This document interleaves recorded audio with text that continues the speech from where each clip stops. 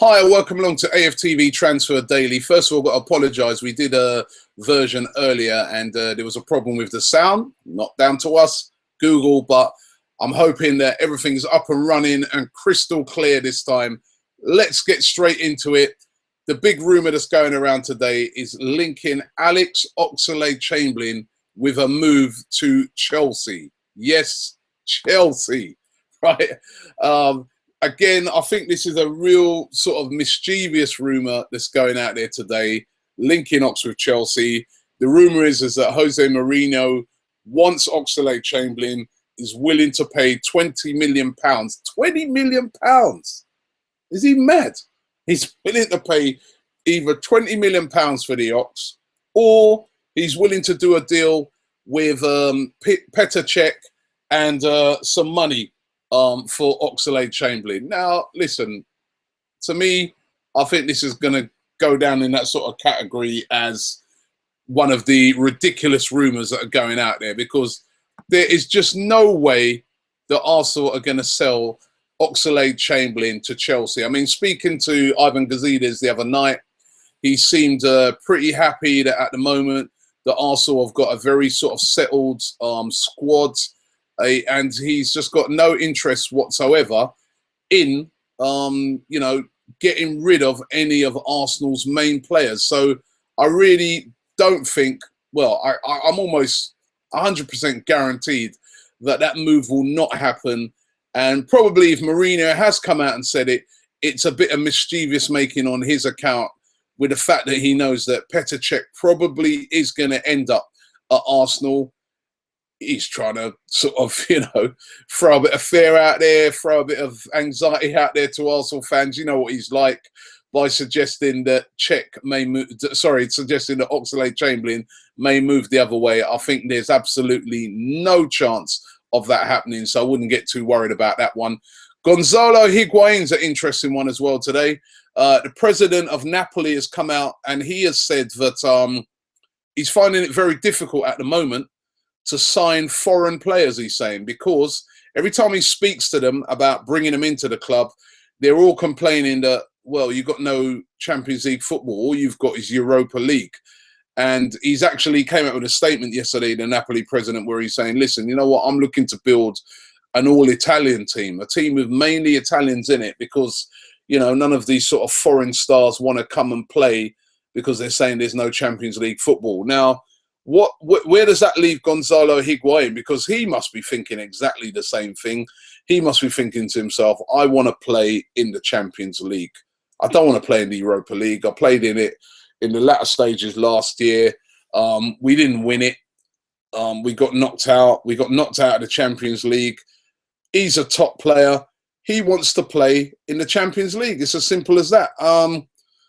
Now, what do you guys think of Higuain? That's what I really want to ask as well. Do you think that he's a world-class player? Is Gonzalo Higuain a world-class player? Because, again, in speaking to Ivan Gazidis the other night, it seems pretty obvious that Arsenal are only looking for real top-quality or world-class players in certain areas. And I think striker, they may bring in a striker, but he's got to be a worldie. Is Gonzalo Higuain a world-class player? That is the interesting thing to know. I want you to leave it in the comments below and let me know what you guys think. But is he a world-class player? And is he the sort of player that would do well at Arsenal? We're also hearing today that Arsene Wenger has been in talks with Geoffrey Kondogbia. Now, Kondogbia, the young defensive midfielder, plays for Monaco, very highly thought of, French international. We're hearing that Wenger's in talks with him. Now, we all remember when Wenger spoke last year to Alexis Sanchez. That was the deal breaker. That was the thing that got the deal over the line, the fact that he spoke to him. And Arsene Wenger, no matter what you think, is a very influential figure in the world of football. If he's speaking to a player like Kondogbia, a French player, I remember, who would have admired Arsene Wenger, would have followed Arsene Wenger throughout his career, it's going to be very influential in getting this deal over the line. That's if he is talking to Kondogbia, by the way, because we don't know for sure. But that is the rumour, that he's actually spoken personally to Kondogbia And I think it'd be great if we could get Kondogbia in there in that midfield alongside Coquelin, both of them French, both of them battling it out to try and get into that squad for next season in the European Cup, which is incidentally is being played in France. They'd both be wanting to play out of their skins because Coquelin's got to be knocking on the door to get into that squad as well now. The only thing I think with Kondogbia, the sticking price, of course, the sticking factor is going to be the price. I think Arsenal probably value him around about the 15 million mark. The club, Monaco, they want about 25 million. Are Arsenal going to look on it and think, nah, just way too expensive for that price?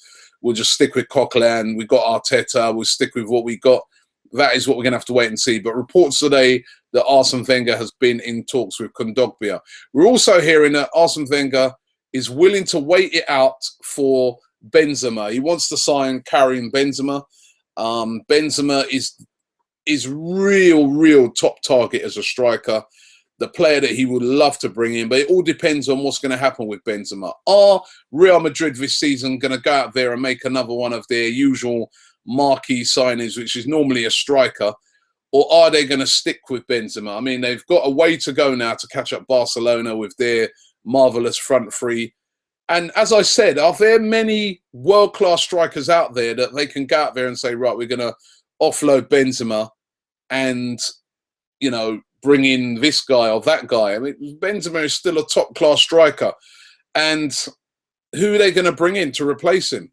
You know, so it's going to be very interesting to see what happens. But it looks like what Arsene Wenger's doing is playing a waiting game, having a look, seeing what the situation is going to be. We've seen him do a lot of this in the past. Mesut Ozil, of course.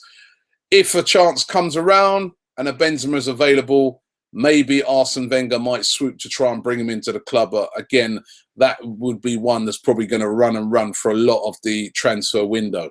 One striker though that looks like he's definitely on his way out is Lucas Podolski.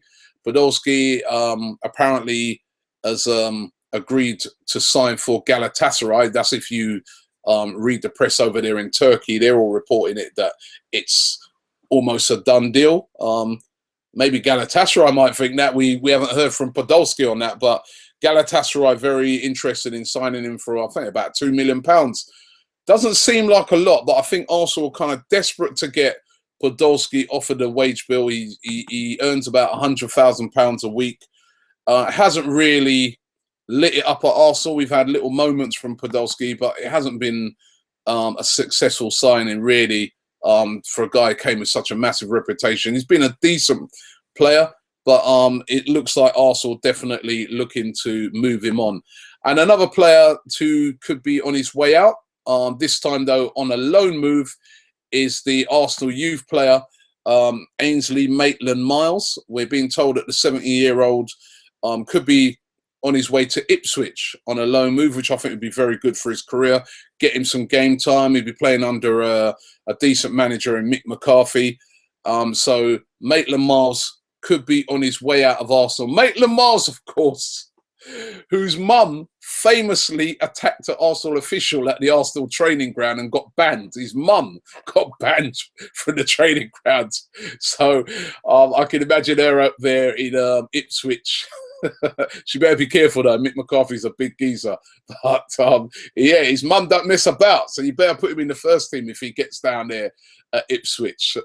Well, those are the transfer rumours going around today. Remember yesterday I said that we had this shirt to give away.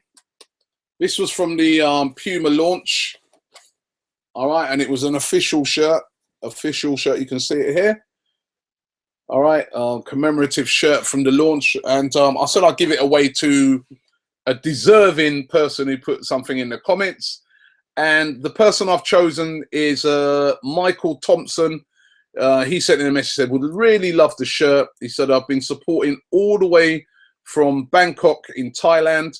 He said, official shirts cost an absolute fortune out here. And he's a member of the supporters club. He said he gets up at 3 a.m. in the morning to watch Champions League games. And he said, greetings from all the Bangkok Gooners.